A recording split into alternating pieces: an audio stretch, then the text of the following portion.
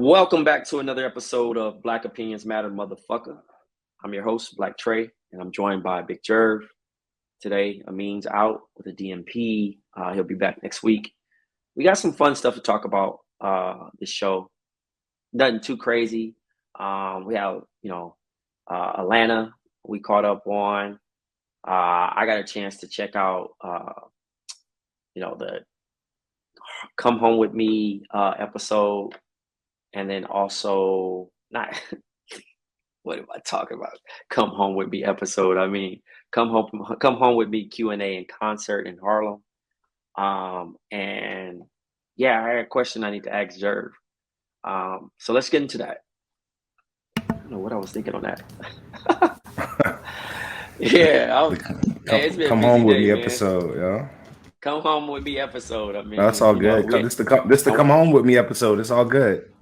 so for people that don't know, when Cameron's Come Home With Me album turned 20, um, which is wild to me. 20 years, 2002. And yeah, Cam had a anniversary show at the Apollo. And for those that are listening that don't know how historic the Apollo is, it's one of the you know venues that has hosted so much historical talent, and it's based in Harlem, where Cameron's from. So to sit there and sit in those seats, especially I got to sit in the second floor, be with the people, and just be a true fan, of someone that I've watched since I was in high school. Jerv, you know, you like this album as well, and you considered going to this event. Um, what do you think about this album turning 20? I mean, it just lets me know how fucking old I am.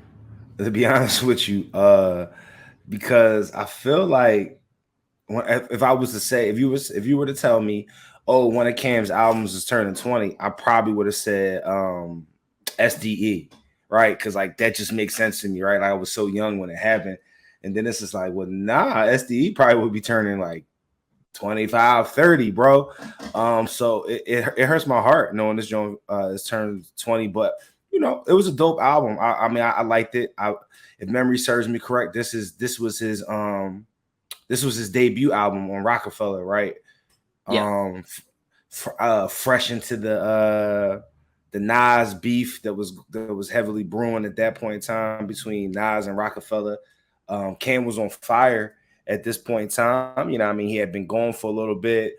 Everybody kind of, I'm not gonna say cats forgot about him, but you know how it works, out of sight, out of mind hmm type thing. And then he signs with The Rock. He drives a diss record about Nas because Nas says something about Dame and Dame's his man. And then next thing you know, this Come Home With Me album comes out, and it was dope seeing Cam get to work with a lot of what I would consider the pipelines that were opened up by working with Rockefeller. yeah. I mean, he got a chance to talk about it. He said he was getting jerked by these other record labels, and he knew Dame from around the way on his block and stuff like that. And Dame was already on. He had his paper, and he just wanted to, help Cam get on his feet and do what he needed to do, and pay him, the right way. And he knew that, Cam had something going, and especially with the situation of being able to kind of bring the dips on and get them situated as well, which kind of branched off. And he hit on different things, and he also highlighted DJ K Slay, being a part of the intro and how he was able to, do some things like that. And I think that was real dope. You know what I mean, to start it off with the Q&A. And he, as unorganized as Cam is, like kudos to Wayno, being a host. The chairs weren't set up, so he jumped right into the music. And as these songs are going on, he's performing all these songs that, we all love. And he did some records that like you don't really see, done in shows and things of that nature. And, Cam did miss a beat, and he was playing those songs that Harlem really wanted to hear too. So that was great. And then they got back into the conversation, and they just talked about, Wayno had a story about Cam having a platinum record and walking around putting it on his chain. And Cam's like, I don't remember that shit. And he was like, but he's like, Yeah. not to say that you're a liar or anything, but he's like, I've done so much shit to a point where um, I just be forgetting. He said somebody ran up on him and was like, yo, you remember you threw a trash can at my girlfriend's head? He was like, yo, my bad, but like I be doing hella shit and I probably didn't mean to do it, you know what I mean? Which is wild, by the way. Um, but yeah, no, he was just, talking about things, and he said social media keeps him reminded that he has an anniversary this year, he has an anniversary that way, and that he's been performing for almost 25 years and still blessed to be able to do it. You know what I mean? Like that he doesn't get to live in those moments of anniversaries because he's still working, and that makes sense. Yeah, I mean, it's funny you said that because that's what they was just who was it? Nori kind of just asked that question the Push not too long ago about like doing the verses, and like Push was like, nah, I'm not doing the verses because I'm still in the moment. You know what I mean? And that's dope. Shout out to Cam. I've always been a fan of Cam. But I am not what I would consider a stan of Cam. So I feel like I'm a little bit more objective than people that are like really just diehard Cam fans. And that's just usually how it is when you're a diehard fan of a certain individual or a team or anything. You know what I mean? It's kind of hard for you to be objective sometimes. Sometimes you just look at things through, whatever vision. But this was still the Cam that I liked. He was still rapping, far removed from Killer Cam, but he wasn't into that the as 50 like to put it, the super the he wasn't in that phase of shit yet. You know what I mean? I don't think he got the bag. He got a bag, but he didn't get the bag. The one he got later, I think that had him cop that Lamborghini and moving, So, but the album was dope. We got to hear him and Hove on a track together. And both shout out to them too for even doing that. Because they make it clear. Cam makes it real clear at the start of the song that he ain't really want to do this shit. You know what I'm saying? And then years later, you hear the stories about what happened and how, like, some of the behind the scene things with Cam deleting the whole verse and all that type shit, yada yada. And but we got to hear that. Which was dope because if memory serves me, I believe Hove had some sort of affiliation with children. No, he didn't. Okay, never mind. I was gonna say I think Hove had some sort of affiliation with Children of the Corn, that whole group that was supposed to come out. And no, was Cam in the commission?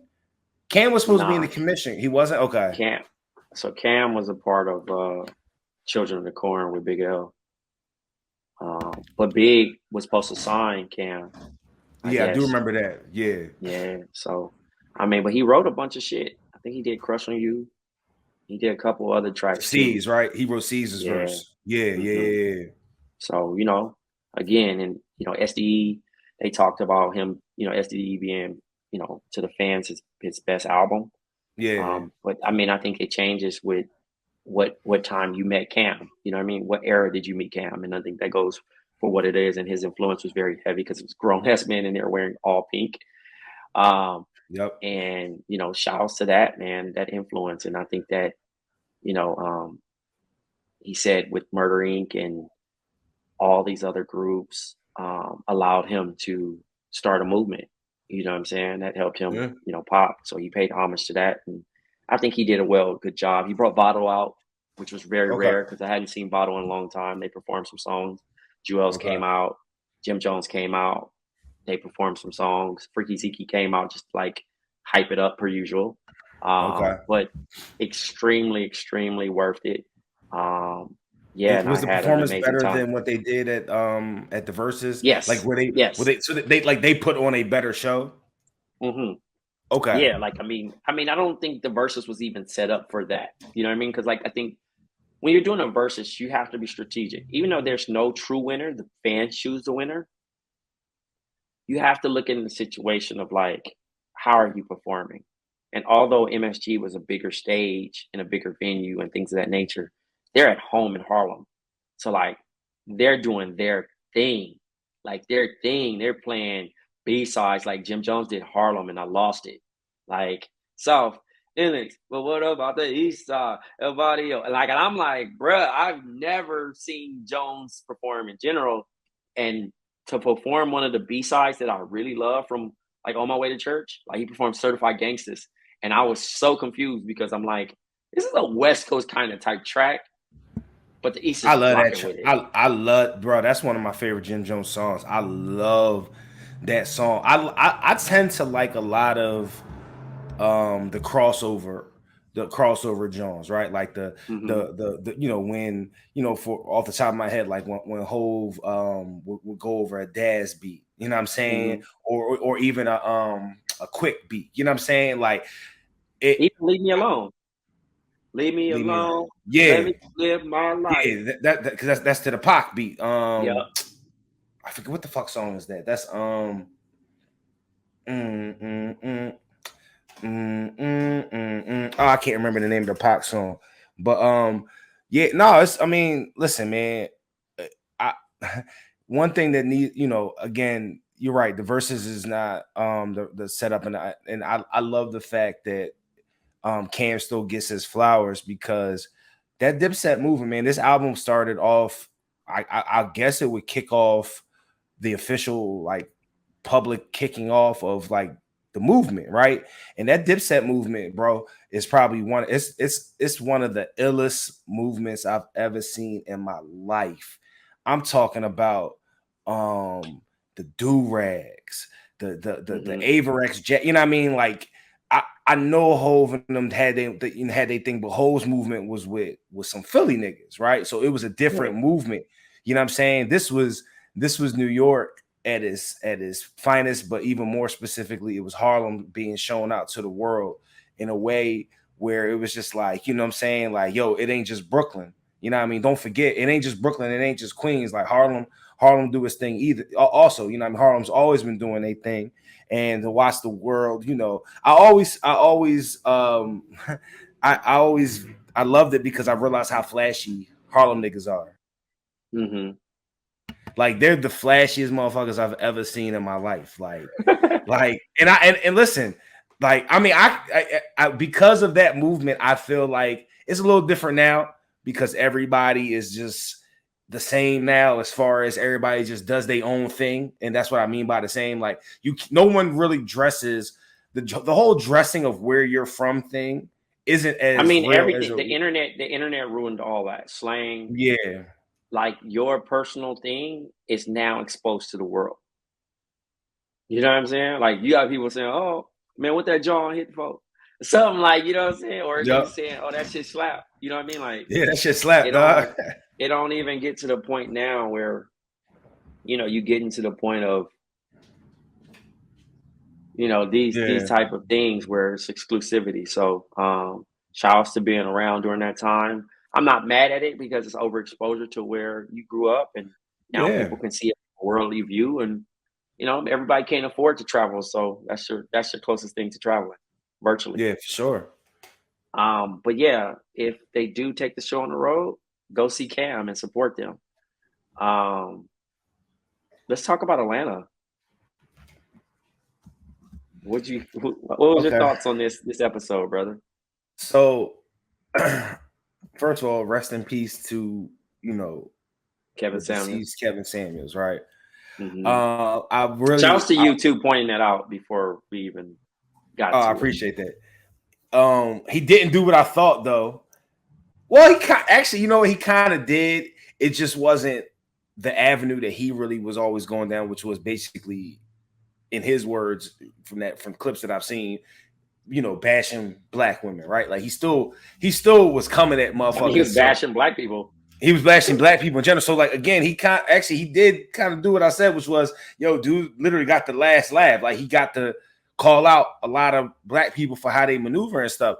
I think this is another classic episode where it's like, yo, the episode would have been fire 100% if it was just in its own avenue of its own, I don't know, whatever, horror story movie type, America Horror Story series. Like, it was a dope episode. I knew off top what it was hitting for. You know what I mean? Like I wasn't confused, and I laughed. I laughed a lot, actually. You know, and I don't know if that's bad or not that I was laughing, but I was happy when he got up there and said, "Yo, all the black people." You know what I mean? But you know, come to find out, he didn't just mean the color of your skin.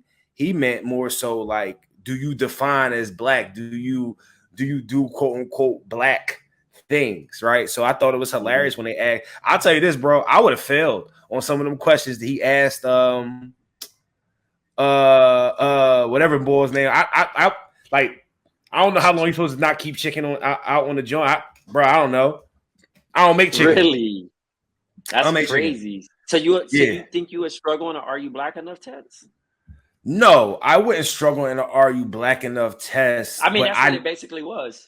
I would have gotten some wrong. Like I wouldn't have just been out here batting 1,000. Like you know how like when you see on Instagram they'd be like they had like the black movie theme song games and it'd be like, yo, guess this song. Like I get those. I'm like batting 1,000 on them Jones, right? Like I'm like anything come on, like, oh, that's such and such. Oh, that's such and such. But with this, I was like, oh shit, how long are you supposed to keep checking out the John? And then like he asked another question. I was like, damn, I don't know the answer to that. You know what I mean? Mm-hmm. But I thought that was dope how they did it though. You know what I mean? And what's my man name that was sitting next to the comedian dude? That had the white glasses on. He's been on. He's George Wallace. Yes. So ironically, right? My grandma's best friend used to be his housekeeper, and like they loved George Wallace, bro. Like that's the only nigga I used to hear about when I was a kid, right? And it was so fucking funny to see him. I was happy. I shouldn't have been that happy to see that nigga. I was happy that he's alive and well, but he was so good in The Wash as Mr. Washington that like I can't unsee that nigga in no other thing. Yo, when I saw him, I was like, oh, I had the same reaction. I was like, oh, that's what's up. He's still alive. Because I haven't really, you know, in my defense, I've in the latter years of my life, I've stayed away from a lot of the movies that he probably would be in, like those how do we call them? Those straight to DVD John type movies. You know, the cookout type movies type things that don't really, you know, all them type movies. I haven't really been seeing a lot of those. So he was out of sight, out of mind. But when I saw him, I was definitely excited. I was happy that he was still, you know, alive and well and doing his thing. You know what I mean? Yeah, no, for sure. Since you brought this up, bro, I really want to ask you this question now. Since you brought up the "How Black Were You" quiz. Yeah, let's do it. All right, Jerv. We got it here, man, from the root, bro. All right, here we go. If at a cookout, what's the most important question you can ask? A, is the meat ready yet? Pause. B, who made the potato salad? C, you were supposed to bring the foil. Why do you never remember to bring the foil? B, who made the potato salad? Ding, ding, ding. Yeah. I need to remember that off top. Who made the potato salad? Have you seen 12 Years a Slave yet? A, yeah, I saw it when it was in the theater. B, no, I have no plans to either. C, I keep trying to. It's on HBO now, but I know I had to call off work for a week because I'd be too angry at white people at my job. So I'll probably just wait till Christmas break in 2022 or something when I have enough PTO days. I would like to say is B, but C is so egregious, it's got to be C. Both could be right. Yes. Oh, God. Which year was the best year for light-skinned black men? A, 1988. B, 2016. C, whichever year it was that Shamar Moore had the cornrow wig in Diary of a Mad Black Woman. It said the best year? Yes, the best year. Oh, it's 88, bro. The 80s was rocking. Like, ding, ding, ding. Yo, that's the 80s was rocking, bro. Like, yeah, that's the easy joke. Jerv, you about to get this scholarship, bro. Let's go, dog. I need this scholarship. Number 4, if you happen to see an attractive black woman and you want to get her phone number, what's the best way to approach her? A, says hi. B, tell her you're new in town and you're trying to find out where to brunch. Not go to brunch, just brunch. C, be Idris Elba and don't be anyone other than Idris Elba. I'm gonna go B, because women like the brunch. Black women like the brunch a lot. Ding, ding, ding. They like the brunch. Okay. I'm not that bad. They be brunching, dog. I don't like. I can't stand brunch, yo. Oh God. Number 5. What do you do when the wobble comes on? A, sit or take the opportunity to get a drink. B, wobble, of course. C, I don't know. I rarely hear the song when I go out. You got wobble. B, You got to wobble, dog. You got wobble. I mean, I don't, cause I don't dance. But Hey, like everybody else, let's go. you still gotta move the shoulders. You really, Yeah. get in there. I got you. Yeah. Yeah. Oh my God, bro. Do you have a niece who can sing better than Rihanna? A, yes. B, this is kind of a trick question because I'm assuming everyone has a niece who can sing better than Rihanna. You got 2 options there. No, it's just yes. Like, yeah, I got a niece to sing better than Rihanna. Yes. Everybody got a niece or a nephew do something better than somebody. Oh yeah, my niece sing way better than Rihanna, dog. Just wait It's till she get correct. older. Yes. You're on a perfect team. Okay. Oh, let's go. You have a Facebook account, but you've given serious thought to shutting it down because A, everyone's on Twitter and Instagram now. B, my cousins keep posting stuff from the news nerd and telling everyone it's real. I keep getting mad when all their internet challenge friends believe them. Or C, I really only use it to stalk exes. That's a tough one. I'm gonna go with B. Sounds dope, but I'm gonna go with C because I feel like a lot of black women. Excuse me, take that back. I feel like a lot of people, black people, use social media to spy on other people. So I would like to say B, but I'm gonna go with C. It was B. It was B. Damn. How many scented candles are currently in your place of residence? A, a couple maybe. B, 12 to 25. C, over 25. Scented candles. Oh shit. I'm gonna think of off of some past experiences, and I would like to say B, but over 25 sounds so egregious.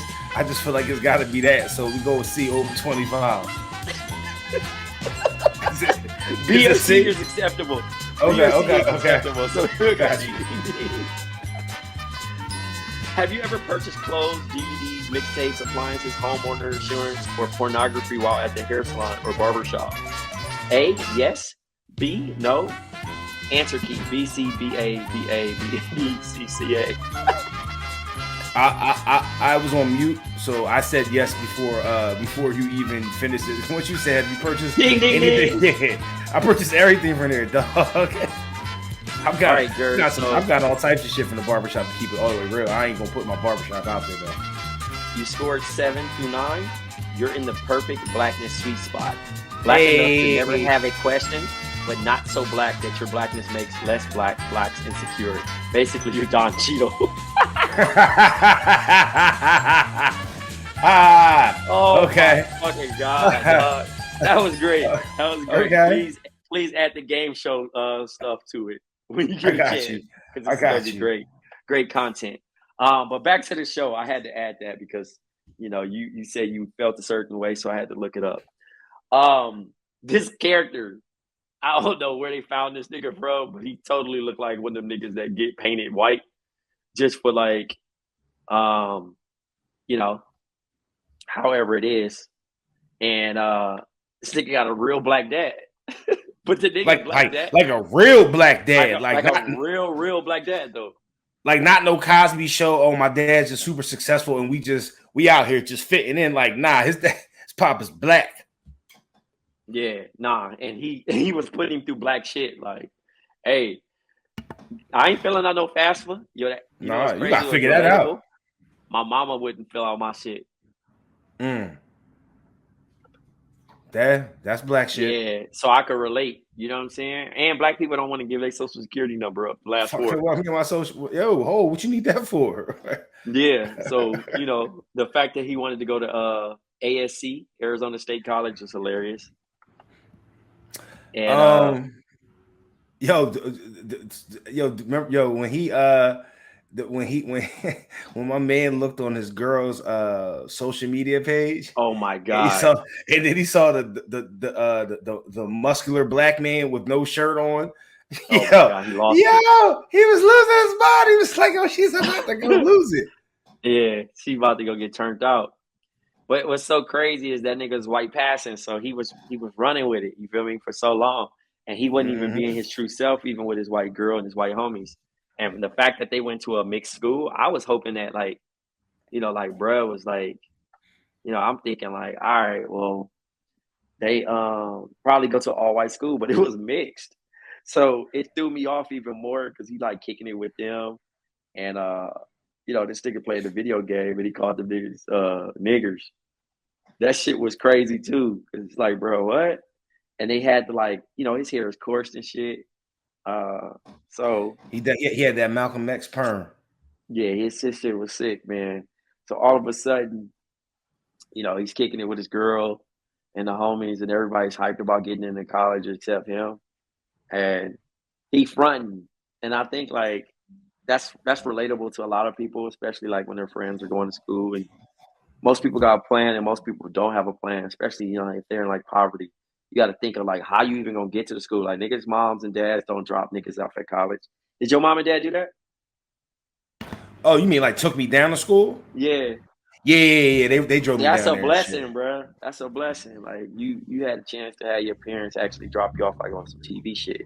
And like, you know what I mean? Like a lot of niggas like myself, bro. I just got on the plane, bro. It was like, all right, I just got these 2 bags, nigga. You know what I mean? Like, ain't no car, none of that extra shit, no help moving in, and just kind of like figuring that shit out. You feel me? So, um, just seeing it that way. But I definitely could relate to a certain end of like not having solely, you know what I mean, that support like you needed, because Yeah. you still need help even though you 18. And I love how that nigga Pop was like, listen, man, you don't go to college. First of all, he asked him how much he saved. My nigga said 4 grand, which was respectful because I didn't have 4 grand in my pocket, nigga, when I graduated from college. I mean, graduated from Nah. high school. So, you know what I mean? He was actually trying, bro. Like, he was trying to make some of himself. And that nigga dad was like, yo, how much that shit cost? Nigga said 30 grand. That nigga said, you ain't going. You ain't going, bro. Like, that nigga needed 26 grand. He wasn't taking on no new loans, which was, I mean, some black shit for real. Um, and it was really fire, man. You know what I mean? Because it's like relatability. And then obviously the auditorium scene where this nigga Kevin Samuels is the heir to like pink lotion moisturizer. It was so fucking funny. But I could see that actually happening. You know what I mean? The nigga like Daryl from fucking Coming to America, the Soul Glow nigga, trust fund. Um, and this nigga says he just wants to change the name, nigga, to Robert E. Lee, which is so fucking funny too.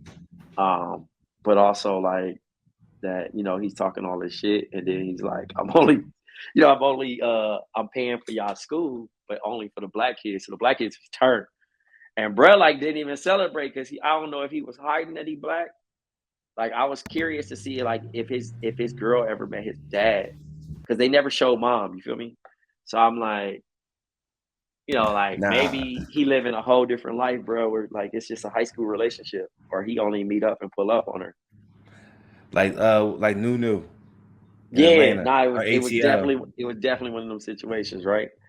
Um, and like just thinking about it, bro, like now this nigga got to secretly he got a slide, right? So he secretly pulls up and go take this test, and they just kind of just they already knew they weren't gonna give him the scholarly, bro, but just wanted to put him through the ringer. And this nigga was he was answering some sick ass questions, man.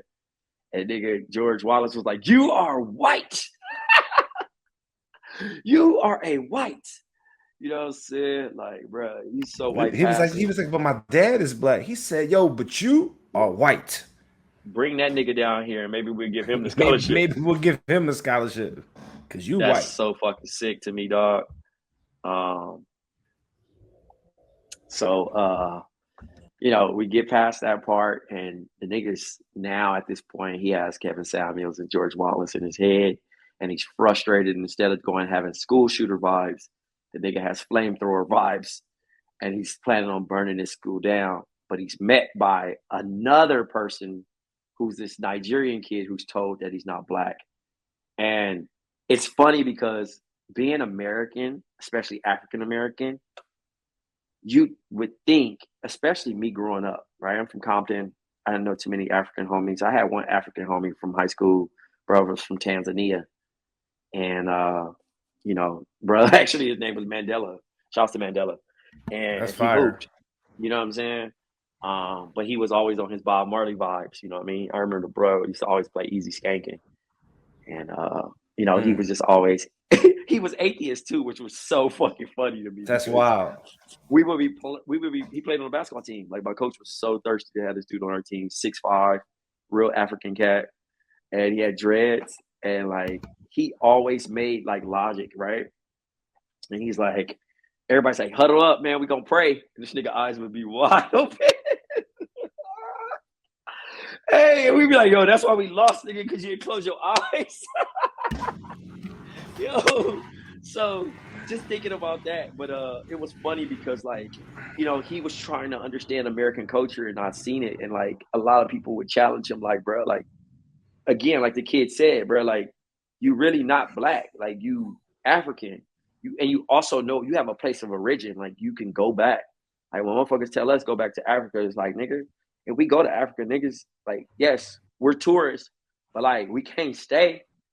You know what I'm saying? Like we don't belong. You know what I'm saying? And Nah, I mean, not one bit. shout outs to our African brothers and sisters, you know, or whatever. You know what I mean? And I don't think it's all separated, but like at the end of the day, dude, the African kid that was here and the show was like, bruh, but like I'm black. Like at the end of the day, not nobody gonna stop me. The cops not gonna stop me and say, "Oh, we're gonna let you go because you're African." Like nigga, we all black passing. You feel me? So he was making points and he was spitting, and I think that's a lot of shit that just kind of like I felt that too. I was in Minnesota, and I remember being in a club. I think I was like 23, 22, and I was trying to get at this like Ethiopian chick, bro. And she like realized that I was like American and was not rocking with me, bro. And it was like the most confusing shit ever. Because I was like, huh? Wait, is this really a thing? And It's it really kind a of thing, is, bro. man. But like again, love is love. I'm actually Ethiopian, so it's like even more funny. Um, Hmm. but I'm, you know, I just learned that through fucking 23andMe, so I gotta like tap in with my culture Oh, for and sure. see if niggas rocking with me later on. but at the, but right now they ain't fucking with me. Um, and yeah, so both these niggas show up with two different flamethrowers. White black bruh show up with the janky one, and African bruh show up with the high technology joint. And they like, you know, he say, you know, he makes a joke that offends the African dude. And now these niggas is playing basically the same thing that they were playing in the video game with flamethrowers. And It's the African wild. nigga get at him, and he about to basically chip him and spray him down like Donald Duck or some shit. I mean Daffy Duck, and he gets shot by the cops. And of course, the white passing kid gets away, Does not get which I, shot. but I think he don't go to jail, but he definitely gets a. He says he has a parole officer, so I'm wondering at that particular Mm. moment, did something like, did he have to do time for that? You know what I mean? Whether it was a year or not, but he had a PO when he's talking to that girl when he's getting her number and shit. And but yes, he didn't get shot. So like that was kind of very telling. But I thought it was hilarious that Kevin Samuels pulls up and he says, "My sign," right? And he's like, "Oh, my sign," and he says, "Oh, son, why'd you do it?" And he's like, "You really wanted that scholarship, huh?" And he's like, "Yeah." And he turns his head in disgust, and he's like, "Well, if you get shot by police, you black enough." You black enough, bro. And I thought that was hilarious, and I thought it probably would have been the grand scheme of things for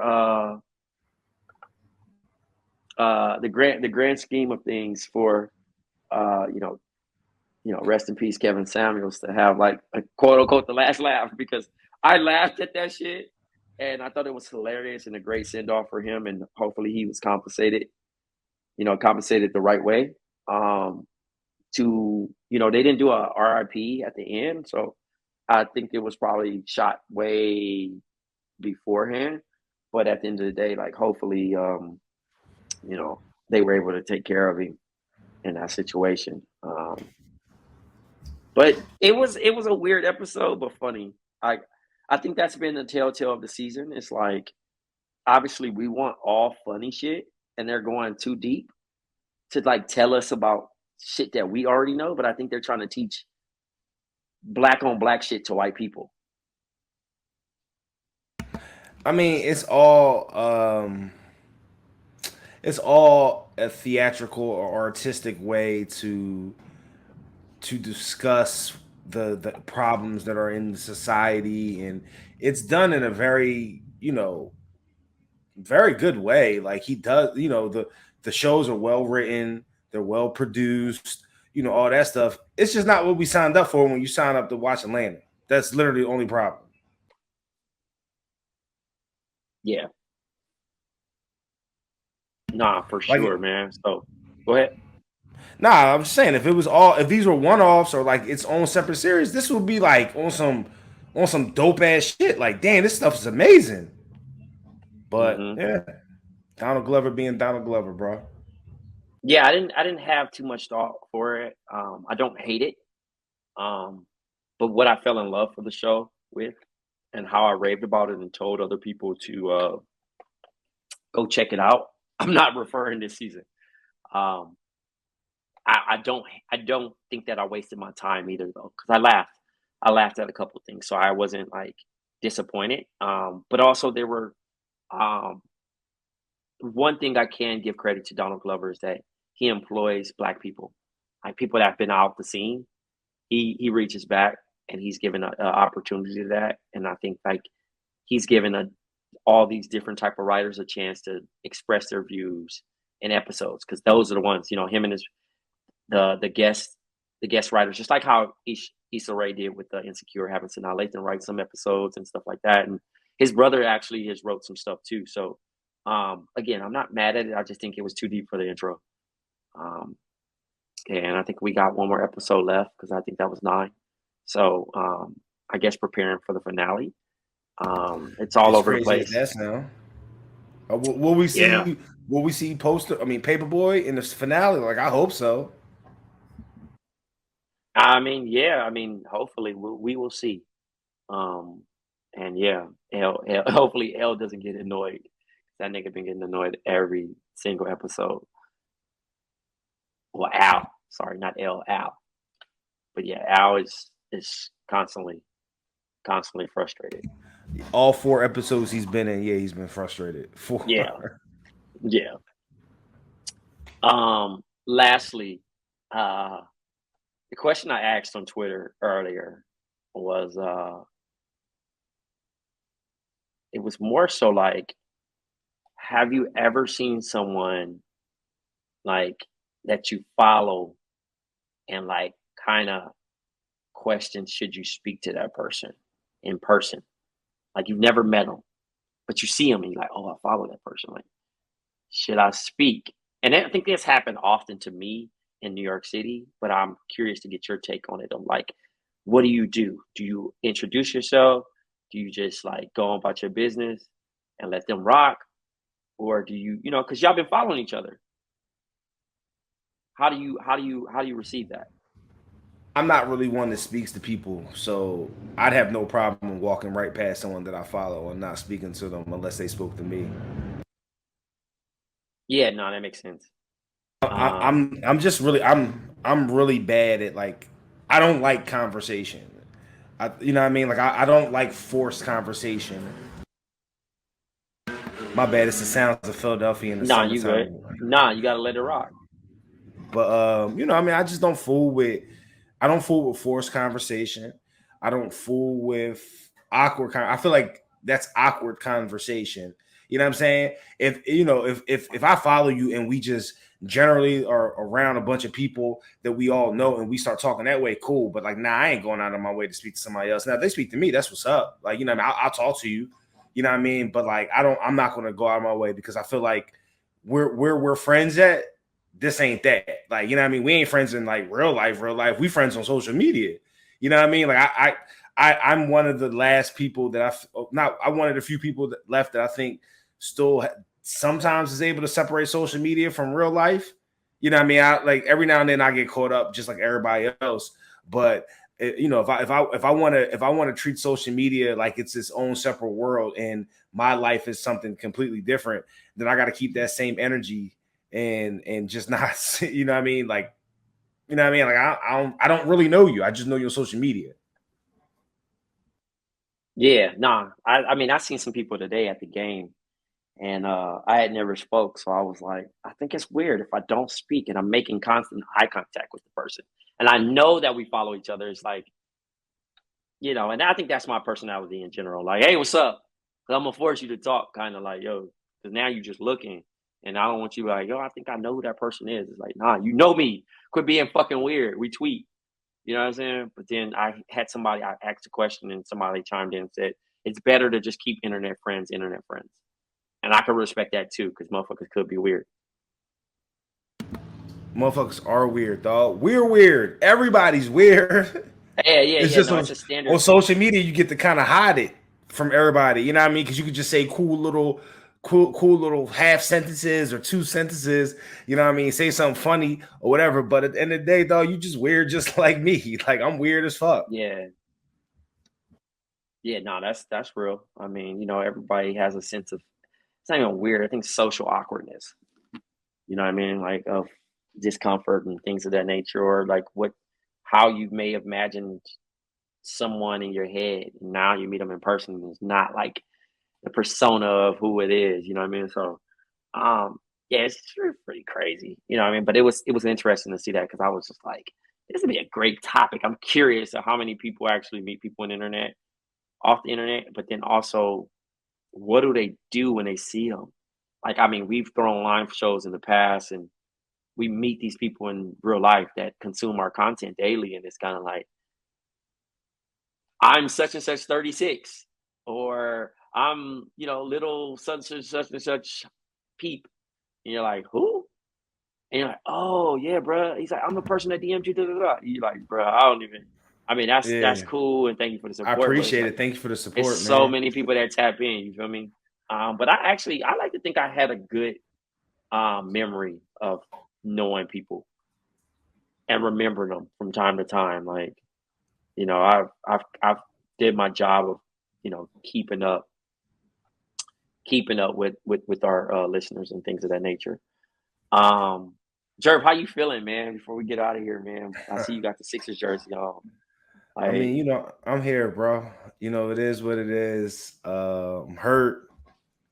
Uh, I I didn't want to believe it. I thought, yo, if ball could ever just figure it out, it's gonna be with us, right? Like, hmm I had a homie yeah, I that's a gave rock. him the world. I had a homie to hit me that's a Rockets fan that told me the day the trade happened. He sent me a message and was like, yo, and he basically said, yo, this is what's going to happen in the playoffs. And, in an elimination game, I'm telling you, this is what's going to happen. Like, he's not going to do this. He's going to basically disappear, yada, yada. So the homie was like, he sent me the screenshot of the joint. He was like, yo, I'm not even trying to talk shit. I'm just trying to lower your expectations. Like, yo, I'm a Rockets fan, bro. I've been there. I know what this is hitting for. Bro, I don't mind when my team loses. Like, it hurts. It hurts, but I don't mind when they lose and they fight. Right. I don't need to be hearing my top 15 greatest coach of all time allegedly on the sidelines telling people to have fight. Yo, we gotta want this. And it's just like, you don't want this, dog? Like, what you mean you don't want it? I'm not even excited for the future because I know that we're pretty much outside of fucking Daryl Morey earning, his living up to his reputation of how he can maneuver and do all this stuff. I mean, I basically got the same squad. And, I know what's going to happen. There's going to be a ton of shit going on during the regular season. The step backs are going to be crazy. The crowd going to be all that shit. And then, just like it was with number 25, all that regular season shit be dope. But at the end of the day, I know what it is in the playoffs. Like, you know what I mean? I just know what it is. So, I just feel bad for Embiid. MVP caliber athlete playing at a highest level. Not even talking about the award, but more so, this dude's playing at the highest level, and this organization, this management is just fucking wasting dude's energy, man. Wasting his time. Fucking Tobias Harris over Jimmy Butler. I said it then. I say it now. Shit's crazy. Jimmy, but Jimmy was pissing me off. And then them dudes with their little man crush on each other, talking about how they wish they were still teammates. Like, I don't want to hear that crap, bro. Like, that kind of bothered me about Embiid. But then again, like, I got my own theories on why Harden was a teammate of the Sixers and what Joel Embiid probably really wanted to happen. And, I think Embiid was just letting everybody know, like, yo, dog, I'm not feeling this shit. So I'm really just hoping that somehow, some way they work a miracle.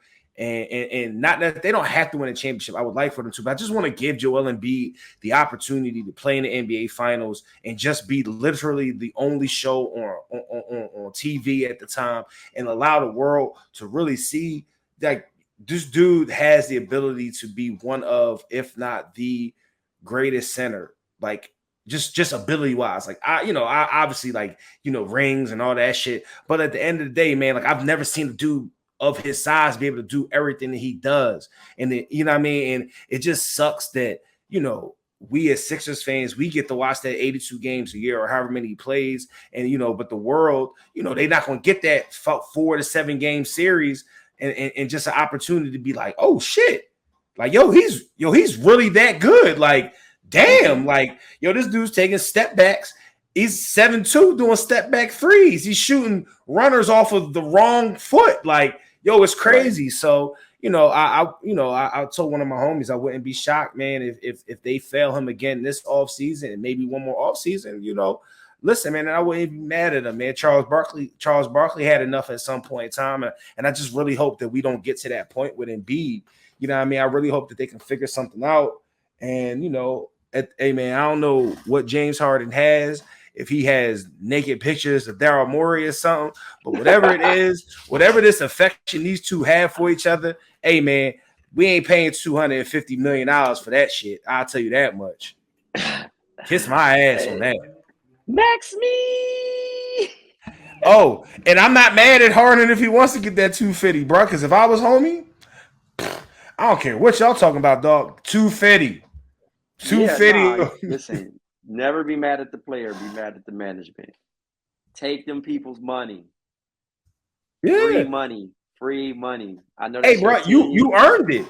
You earned, like, honestly, you earned it, bro. Like, I mean, baseball players always be fucking getting paid $300 million contracts at the latter part of their career, not because of what they about to do, but because they put fans in the seats, and they fucking are Hall of Famers. You know what I mean?